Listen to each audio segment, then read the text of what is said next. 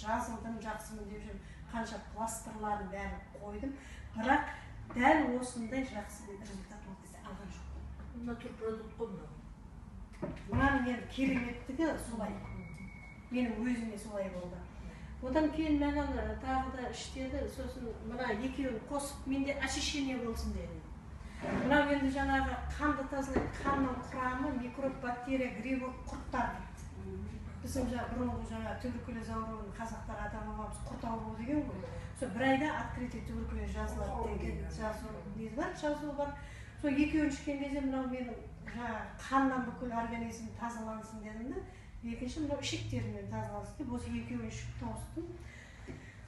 Содан мынаны мен қолданған жоқпын, бірақ қолдандым.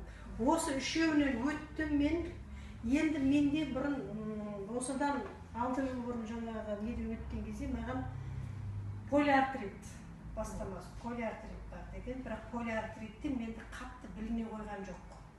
Енді кейбір кісілер өтіп кеткен кісілерді енді аяқ қолынан білмеді ғой. Менде олай білмей қойған жоқ, бірақ соның бастамасы бар деп айтылған, енді Алла бұйыртса осыдан бастаймын. Менде жақсы сондай результаттар болды. Енді мен осы апамға келдім. Роза әпкенің мен полиартритін олай қатты беспокоить етпейтін, бірақ Роза әпкенің қолынан уже 6 жыл болған, білініп тұр, саусақтарынан қақсайды. Сол күні келген кезде белімнен